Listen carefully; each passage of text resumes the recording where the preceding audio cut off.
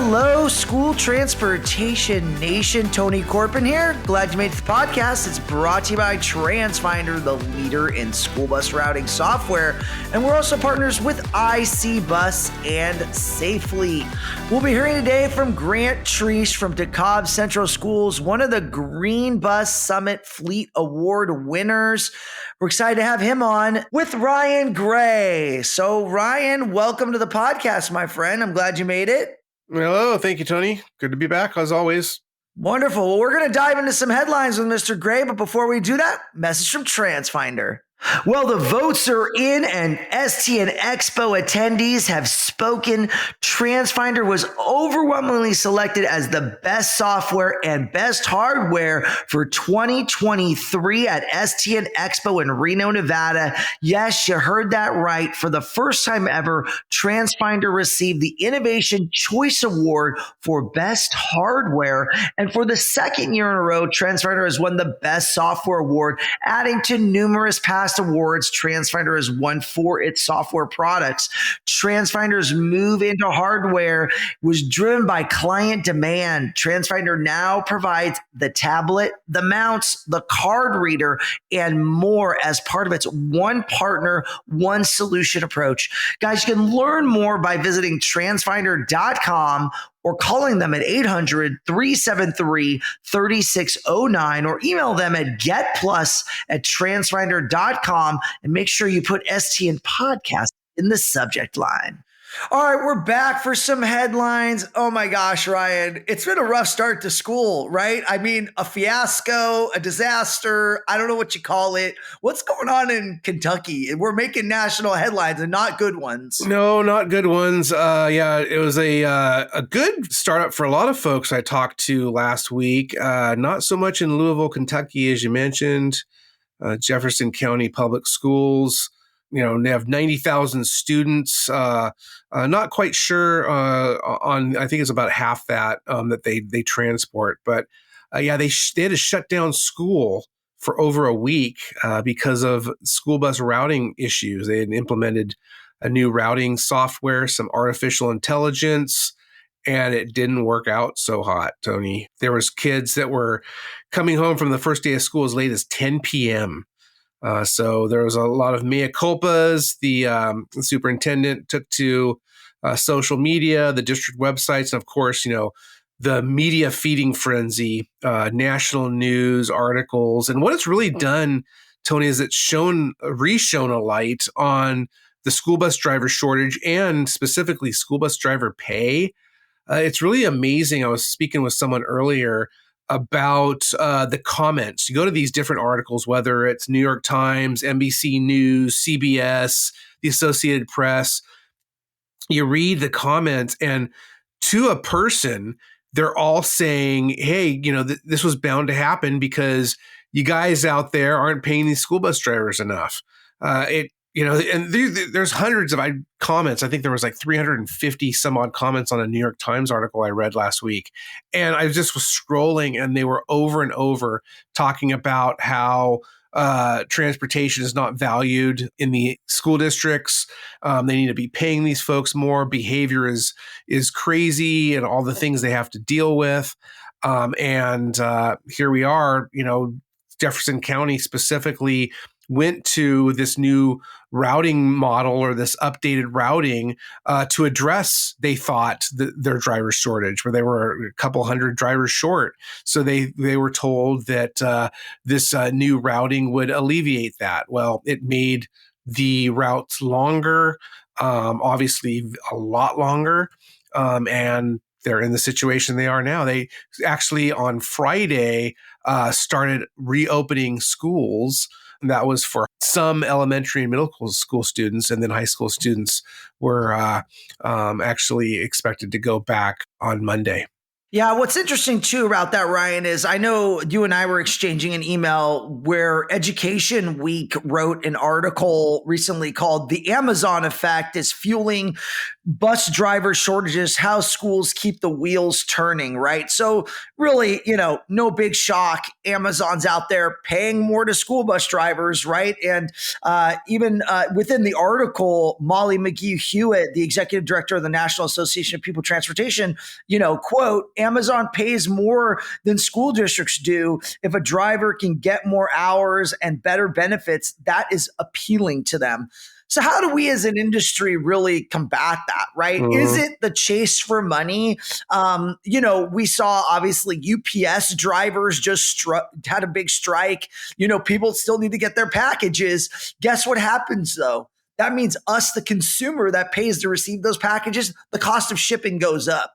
But for school buses, you can't exactly like raise the prices per se. So there's got to be a give and take there in terms of what the budget is for better outcomes because people want service. Mhm. So how do we really deliver that?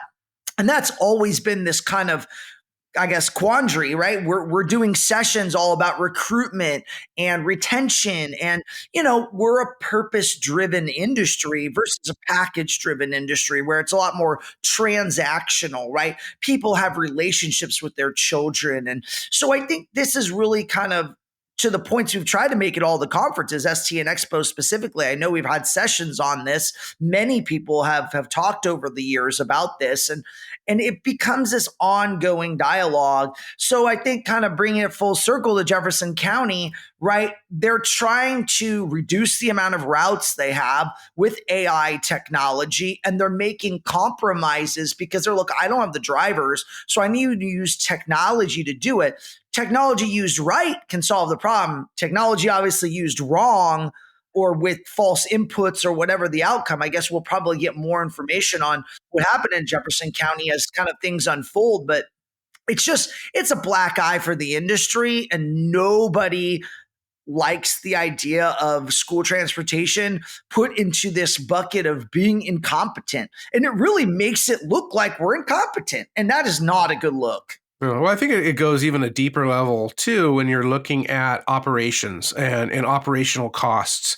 I write a little bit about this in the upcoming September issue, where we've heard this over and over again, especially at our conferences.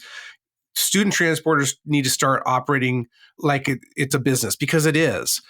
Gone are the days when you can just have oh, it's school district funding. You need to spend it or you won't get it next year. Instead of looking at it like how can we make the money that we have go as far as we can make it go.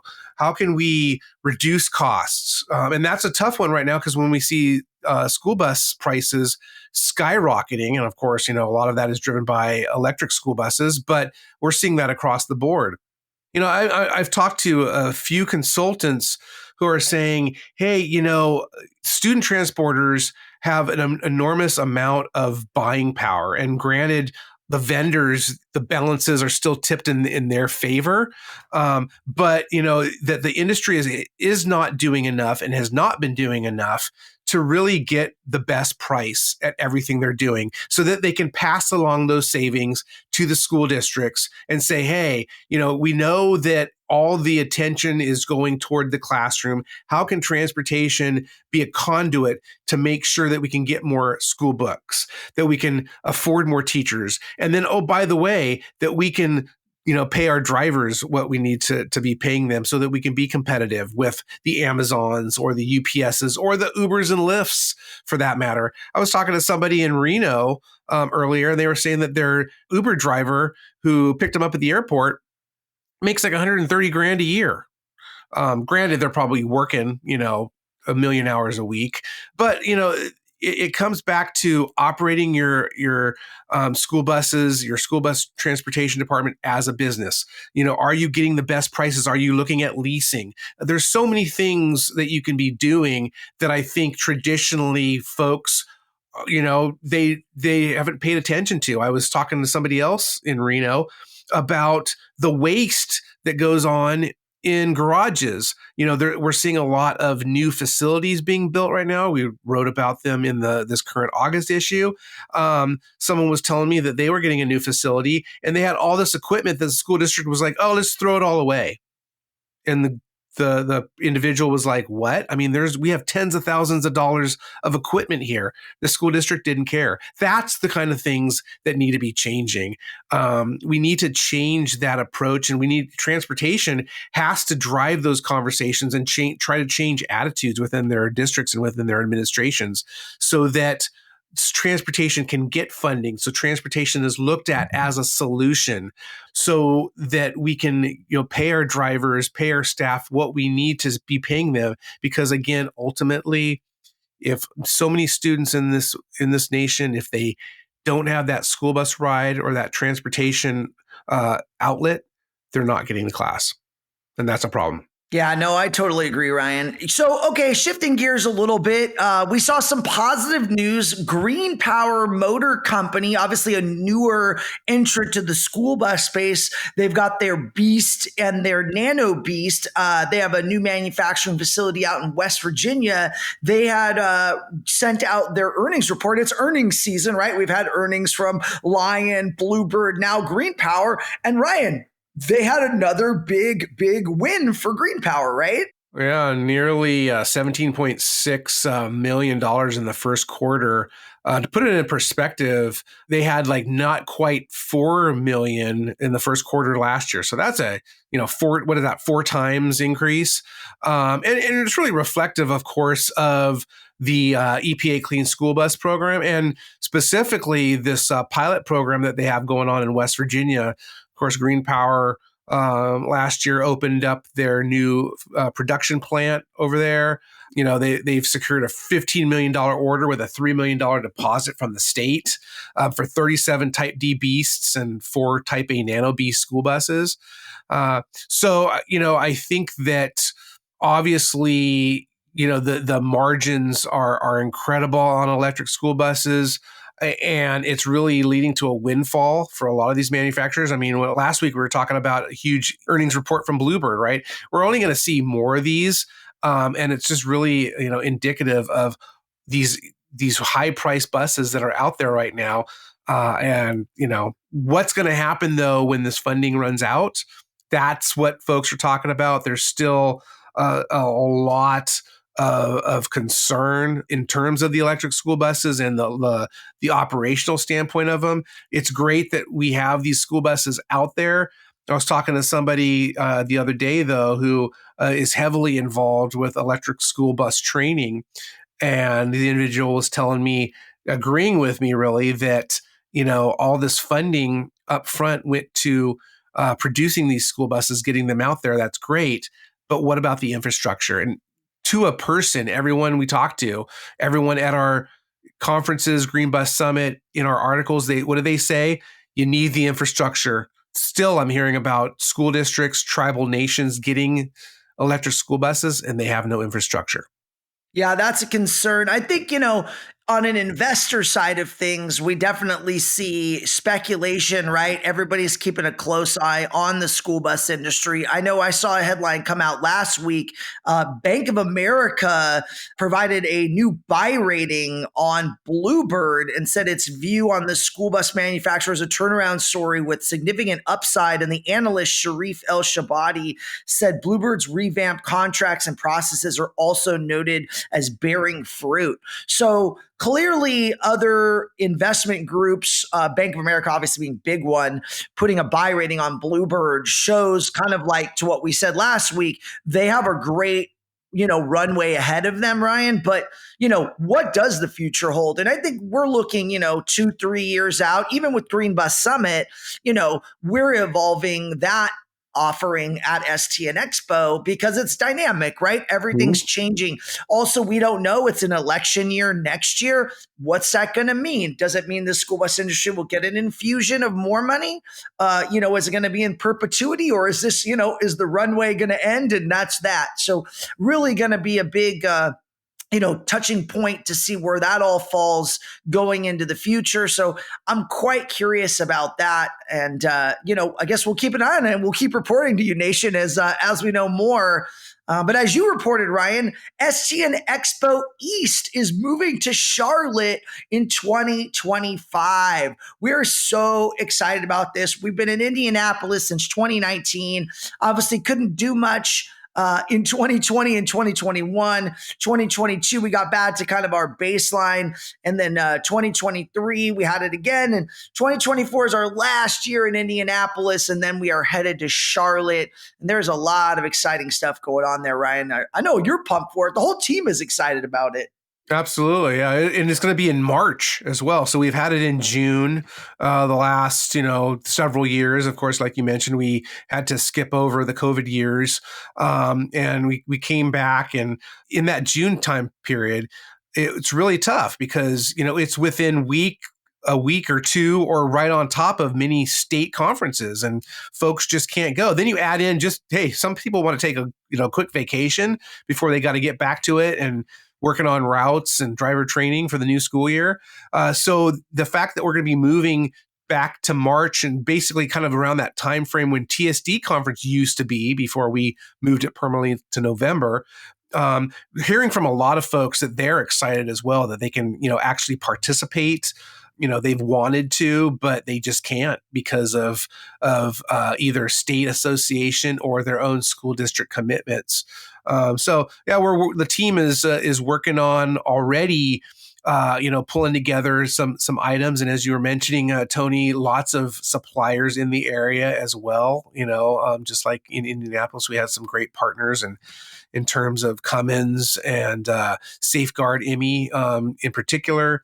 But, there's also great suppliers and vendors and manufacturers in that North Carolina, Charlotte, South Carolina, even area that's, maybe only an hour and a half away. So really looking forward to it. Yeah, I think, Ryan, really one of the things that when we went to visit the property in Charlotte, which is an Embassy Suites, almost a mirror of the TSD conference that's happening really soon, November 15th through the 20th down in Dallas, Frisco, Texas, right? That's coming up real soon.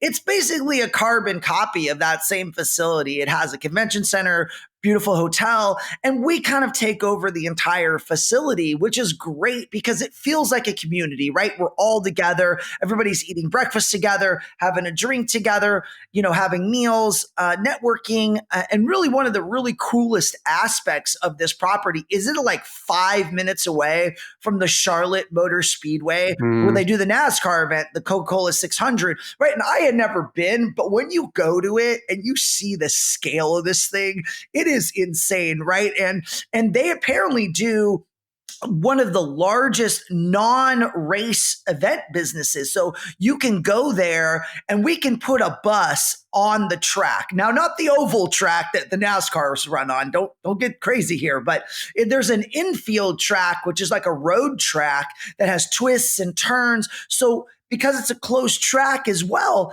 that means attendees like yourself could come and drive the physical buses. Because a lot of times in ride and drive, you ride, but you don't drive, right? But in this environment, because you're on a private closed track, without or with a CDL, you would potentially have the opportunity, assuming the companies will allow it, because there's liability to that. So, but I'd see it just this great opportunity for people to get behind the wheel of these new electric school buses or propane school buses and really to feel them, feel the acceleration, feel that regenerative braking happening, see what it's like during the turns.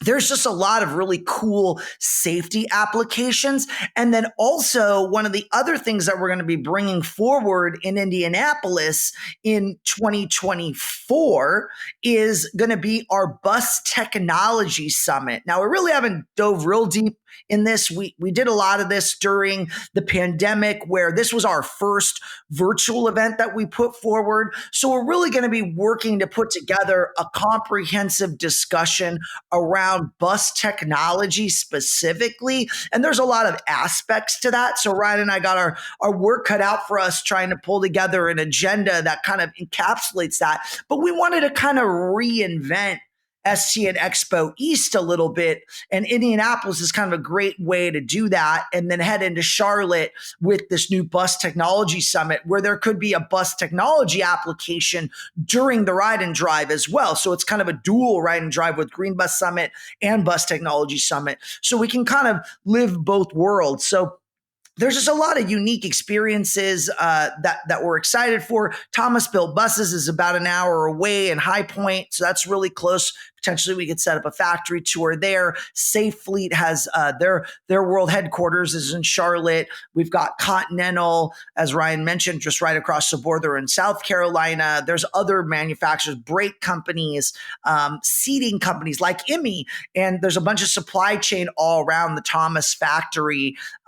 We know there's air conditioning and a lot of different places that we can go to. Roush has a race team that runs at the Coca-Cola 600. So they have a garage and some cool facilities. So there's the potential of engaging with them. So there's just so much there, guys, to make this just an exciting event that's so different than anything that we could produce anywhere else. Charlotte is really this great epicenter you can fly into.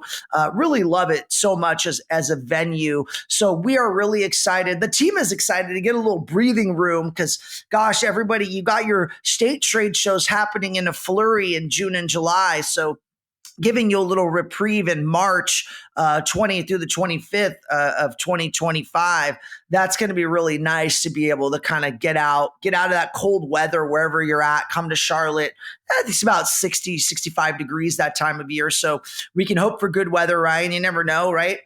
Exactly. Yeah. And as we here in LA, we're had our tropical storm hit us over the weekend. So yeah, you never know with the weather.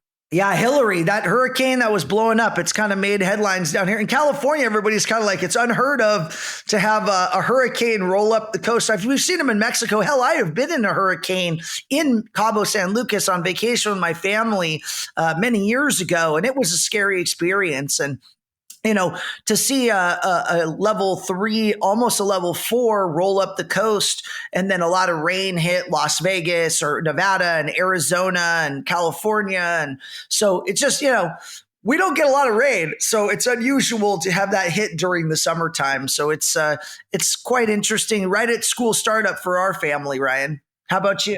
Exactly. Yeah, we're a couple weeks in now. But we've had quite a bit of rain here in California this year. So we had another several inches fall on us from this tropical storm. So it's a nice lush green fall. But of course, here in California, wildfires, they're going to come back. We've had one smaller one. And of course, still our hearts go out to all those, all our friends out there in Hawaii Islands, Maui in particular. They're really reeling. So not forgetting about you guys as well. So hang in there. All right, before we dive into some more headlines, going to bring you a message from IC Bus. Hey guys, we've got a great tech tip this week brought to you by IC Bus. You're looking for ways to improve your on-time performance and reduce operating costs? All IC Bus CE series school buses now come standard with factory-installed telematics devices, including a 5-year connectivity subscription. Customers gain access to on-command connection, an industry-leading remote diagnostic solution, providing data that is visible and easy to understand and actionable. With OCC, your school district will have visibility to vehicle health and performance data at your fingertips, including EV-specific information like state of charge and estimated range. You guys can learn more about other standard capabilities of IC connected vehicles at icbus.com. That's icbus.com. All right, we're back. Ryan, we got some exciting TSD conference updates happening. Give us the latest. Yeah, well, we added a third keynote. Shelley Rutledge, who's a school psychologist, licensed child and family therapist. She's going to be coming. And we're still kind of working out the days because, again, there's a lot happening right now, trying to figure out exactly where things are going to fit. And it's really, a lot of that relies upon, who else we have invited and if they can come. But Shelly, she's a school psychologist. A lot of you who were in Reno at STN Expo in July know one of her old associates, John Van Driel, who spoke with us on de-escalation, positive behavior, threat assessments for students on school buses. So now Shelly's expertise falls more in terms of problematic sexual behaviors of students, especially students with disabilities. We know this is a huge issue. The reason they're called problematic sexual behaviors, Shelly was telling us, is because so many students with disabilities, they're not trying to perpetrate a crime. They just don't know what they're doing. It's kind of natural behavior for them, but they just, because of their condition, it's highly inappropriate, especially on a school bus. Going to also have her dive into a little bit more. We know that it's not just the students on students, but unfortunately, far too many times, whether it's recognizing patterns in students, or sometimes this happens actually by a school employee. So a very important topic, not an enjoyable one, but definitely something that student transporters deal with, need to know about. So happy to welcome Shelly to TSD. And then also too invited Assistant Secretary of Education, Glenna Gallo. She is a good friend of STN. She came out to STN Expo, I believe it was in Reno. I believe it was in 2018. At the time, she was actually transitioning from the Utah Office of Special Education as their special ed director to Washington Office of the Superintendent of Public Instruction. And now, she is at the Department of Transportation. She was confirmed by the Senate earlier this year. She was a President Biden nominee last fall. So she is now been in office for about 3 or 4 months. So been talking with her a little bit, just kind of have to work out the schedule, see if that will work out, but she is invited. So just stay tuned to tsdconference.com and stnonline.com, and, we'll get you all the latest information on that conference coming up in November. Yeah, Ryan, also want to touch on special training sessions at the TSD conference. I know we had a meeting earlier this week and we were breaking down, man, there's very limited space. Like, guys, you cannot wait to sign up for the TSD conference. If you want to get into any of these special training sessions, we got NHTSA, Child Passenger Safety on School Buses. It's a national training. It's the revised version. You must have it. I know you think maybe I've already done this training. No, you definitely haven't done the revised version, probably the vast majority of the industry. So we've got that offering. We do have some seats left in there. There's only maximum of 40 participants. So do not wait. Make sure and sign up. It's going to be a great session for you. Also, we've got wheelchair securement boot camp training hosted by AMF Friends of America. So if you guys want to get all the latest and greatest on wheelchair securement, that's a really great one for you. Also, another wheelchair securement training in preparations for the special needs rodeo hosted by Q Straight and Sherlock. That's there as well. So a couple different offerings there from a couple different manufacturers. Ryan, I know you've been working real close on the hands-on school bus evacuations for students with special needs and preschoolers. You want to dive a little deeper. So there was a lot of demand for that. So now we're offering 2 different classes, but they're the same class, just 2 different offerings on 2 different days, correct? Absolutely, because that class is maxed out at 32 participants, so that they can have groups of, 4 groups of essentially 8, up to 8 people, so they can really get that hands-on experience, and they go through stations. So we have opened up a second class. So the first class is on Saturday, November 18th, during the rodeo. We have to take off Sunday the 19th because of the trade show. Final day, November 20th of the conference. That's when we'll have that day 2 offering. So it'll be hosted by our friends at Frisco ISD. It's great to be back out there. They weren't able to host last year because of Veterans Day, and they have a big parade in town. But they are back. We're going to have the rodeo there. And speaking of the rodeo as well, be sure to head over to tsdconference.com.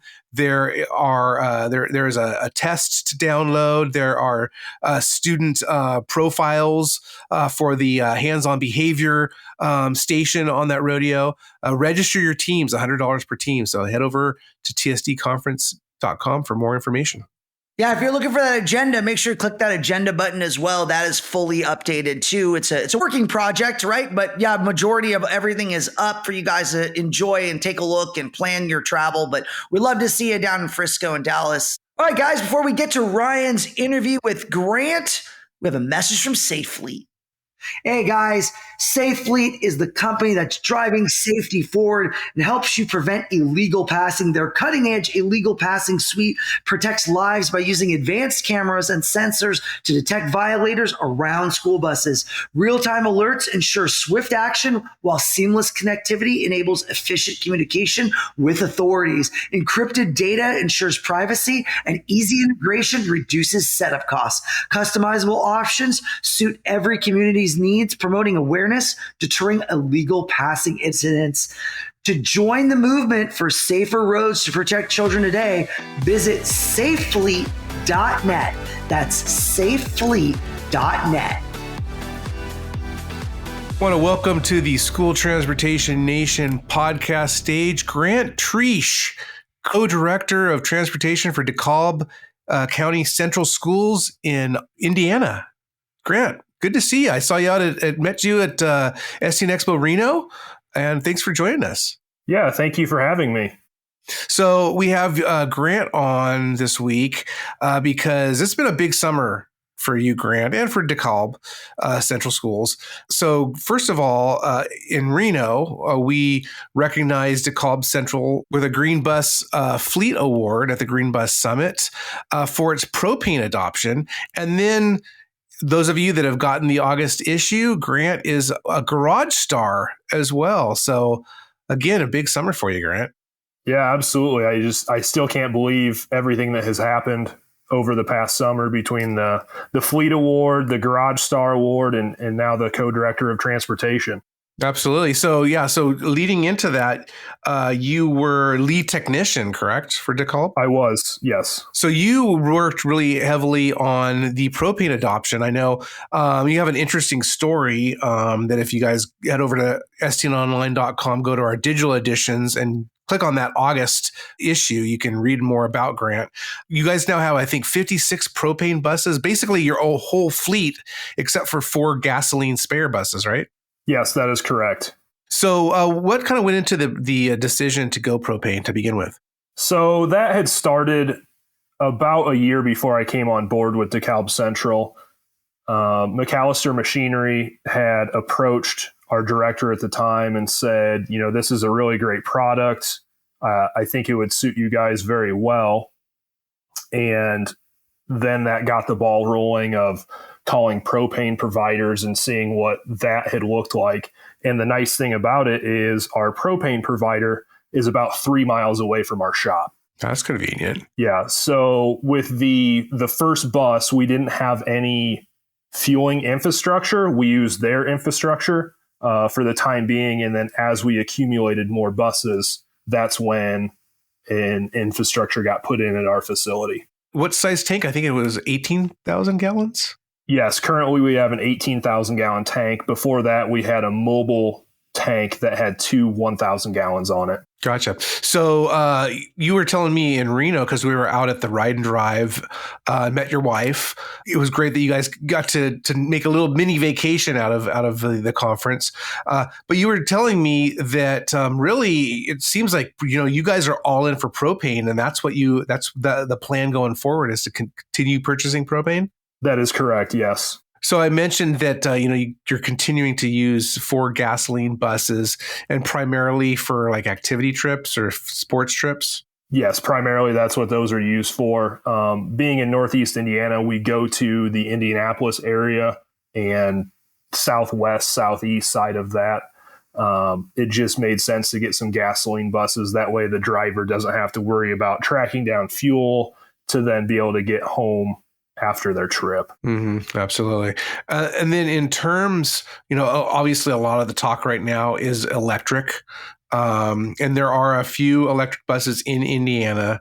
You were telling me that, you guys are, again, you guys are all in for propane. But as we move forward, so much is going into that electric basket.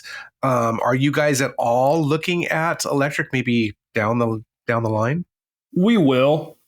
We can't purchase any buses for a number of years because our last bus purchase was a lease program. Mm-hmm. So, by the time 2028 rolls around when we can purchase again, we'll see what the electric market looks like for us and, what new innovations are out there.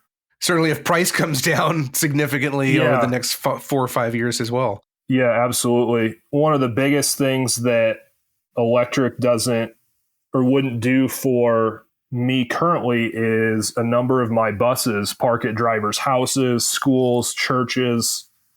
So the charging infrastructure, what that would potentially look like with all those remote buses. Absolutely. That's a case of a lot of school districts, especially in the Midwest and down south, a lot of school bus drivers still parking out. So in terms of propane, can you share a little bit more about your experiences? Because the district was using diesel previously. That is correct. What's kind of been the comparison? I know that the first propane buses came in about a year before you joined, but when you came on, you still had diesel buses. So, and being the lead technician, what's the comparison that you saw? It all boils down to the wintertime for us because we can have very, very harsh winters. A lot of the stress has been taken out of worrying about on Monday morning after a hard weekend if the buses around the district are going to start and we don't have to go out on Sunday afternoon or early on Monday morning to make sure we can run, for that day of school. Absolutely. And what about the drivers and the mechanics? What's the feedback of been, driving these buses and also servicing them? The drivers absolutely love them. They have to idle way less than diesel to be able to get a warm bus in the wintertime. They're much, much quieter than their diesel counterparts. So from a driver standpoint, that's awesome. They have better communication with their students. They can monitor, what the students are doing a lot easier while they're also going down the road. Mm-hmm. And in terms of service, because I know one of the things that I've heard with propane is while the miles per gallon might not be on par quite with diesel, there's that fuel savings and then also the maintenance service savings that you're seeing.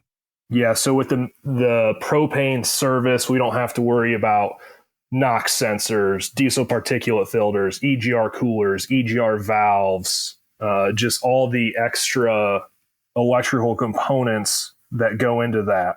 And in terms of, I've heard that there's other components like brakes also that might not have to be serviced as often. It all depends on the driver and their route. I see more brake problems in town because of all the stop and go. Okay. And then I also have a whole bunch of in the country rural routes.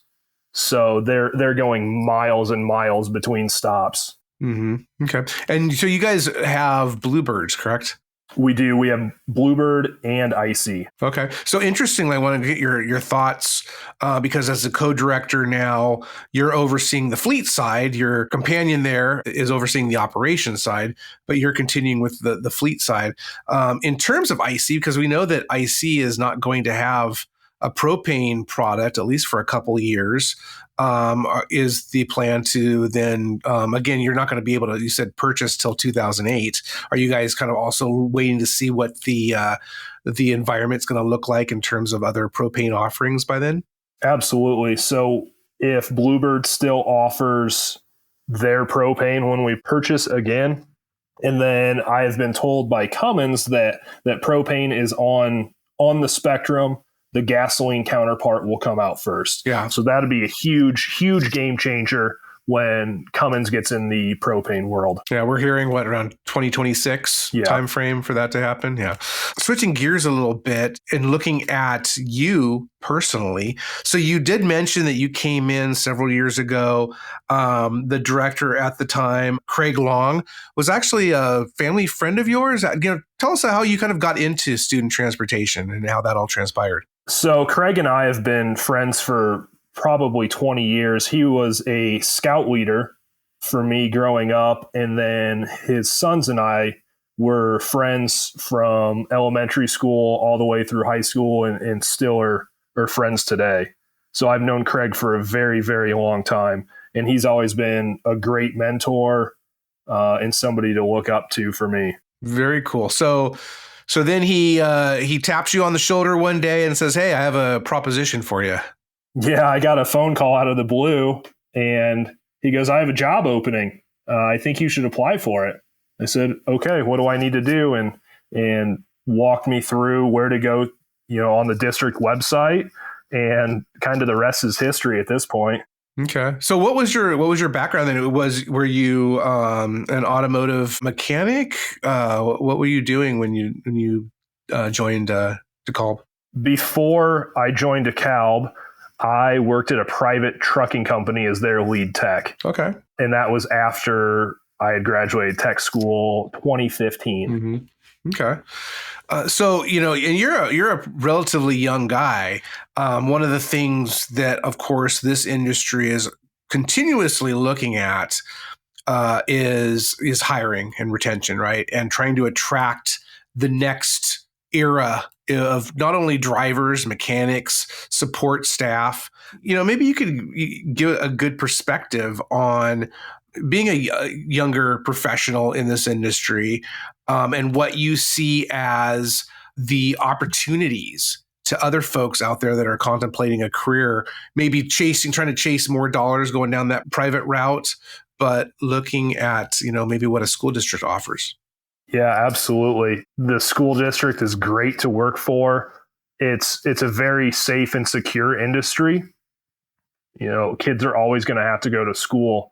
And with the older population of drivers, directors, things of that nature, I think they need to give some younger kids a chance, because a lot of younger kids are coachable on their school district expectations and standards. Mm-hmm.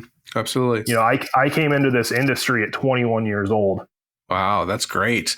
And looking at technology. So we talked a little bit about electric, vehicles, but just in terms of technology in general, today's school buses are certainly not like the ones that were, 10, 20 years ago. What are you seeing in terms of technology? What is DeKalb using? What is DeKalb looking to get into in terms of the technology for student transportation? The next big step for us will be student tracking. Okay. Or ridership tracking. Yes, thank you. Gotcha. And right now you're not using that. Are you using any GPS? Are you looking to, also partner this together with like bus location, I would assume, and like real-time arrival and that sort of thing? Yeah. So currently we are using CalAmp, previously Synovia. Mm-hmm. Going forward, as soon as we potentially make the jump over to Route Finder Plus, might be the same time that we jump over to student ridership and kind of bundle those together. Gotcha. Okay. In terms of other technology, so you're overseeing the shop. And I was mentioning that certainly the buses today are way more complicated than the ones 10, 20 years ago, even 5 years ago. And we just see them getting more and more complicated, especially for your counterparts out there that are going to be using diesel, amid the EPA emissions, the latest, emissions regulations that start going into effect next year. What are you guys using in terms of maintenance software, parts inventory? Everything's going online now or into the cloud. Currently, we're still using Service Finder, mm-hmm. and we are potentially going to bundle with the Route Finder Pro. That'll probably take place the same time where we upgrade to the new Service Finder, and also, the plus, because they talk to each other. When I take a bus out of service for maintenance and repair, things like that, the girls in the office can see right away that, that bus is out of service, for when they get phone calls of, hey, is bus 52 running late? Well, bus 52 is actually, we'll say, bus 25. Okay. All right. And speaking of buses, running, so you guys started school about 2.5-3 weeks ago. And pretty successful. So now I mentioned again that you're co-director. And who's your co-director's name? That would be Danielle Mazer. Okay. And so you were saying that it was a pretty successful school startup. Yes. So the start of school was awesome. The first day we had just a couple little minor issues of kids getting on the wrong buses. I think there was some confusion because they might ride one bus in the morning and one bus in the afternoon. But we still got them home by 5 o'clock, which potentially was 15 or 20 minutes later than, what they would normally see. So very, very awesome. I think a lot of the hard work that we put in with the buses and double and triple checking routes to make sure everything was squared away definitely paid off. Well, great job. I know that not all schools had as good of an experience as some of you might go and check out at stnonline.com and in our latest news section. But Grant, I'm glad that everything went really smoothly for you guys at school startup.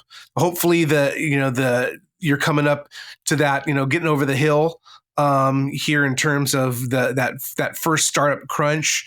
And you were mentioning that with the student ridership tracking that you're looking to implement, that will probably address some of those issues that you were mentioning. So they were very minor, but still, anything that makes you guys more efficient and increases in the communication with the parents, right? That's got to be a win for you. Yeah, for sure. So little Johnny, hasn't rode the bus in the last 2 weeks. Now that can flag a phone call to parents to see if he is actually going to utilize the bus service and then get accurate ridership numbers after that. So is that going to be something you're looking to try to implement this school year then, kind of as your Route Finder Plus and everything else kind of comes online? I think it'll probably be 6 to 7 months after that. So maybe next school year or at some point? Yeah, maybe start some pilot, student ridership maybe at the end of this year, and then full on for the 24-25 school year. Gotcha. All right. Well, we'll be looking forward to that, and certainly keep us in the loop and let us know how it goes. Yeah, absolutely. Well, thanks so much, Grant. Really appreciate you coming on. Congratulations to you and DeKalb. So we have one of our 2023 Garage Star recipients, Grant Treesh, co-director of DeKalb Central Schools in Indiana. Also, the school district won a Green Bus Fleet Award for its propane adoption. And of course, Grant, on a personal level, congratulations on the co-director gig. Thank you. I appreciate it very much. A special thanks to Mr. Ryan Gray. Grant, thanks for joining. Great conversation. Really enjoyed that. Also, guys, I want to thank our sponsors for this episode, TransFinder, IC Bus, and Safely. Everyone, make sure you visit stnonline.com for all the latest news and analysis on the school transportation industry. If you haven't read that August issue yet, make sure you click on that magazine tab. Get all the latest stories, people you're interested in learning more about, operational stuff. I know you're busy with school startup, but take a minute for yourself. Read the latest school transportation news. We'd love to have you, Nation. Keep engaging with us on all the great stories that we have available to you. Make sure you can subscribe to this podcast on Apple Podcasts, Spotify, wherever you listen to Pods Nation. We love you. We'll see you next week.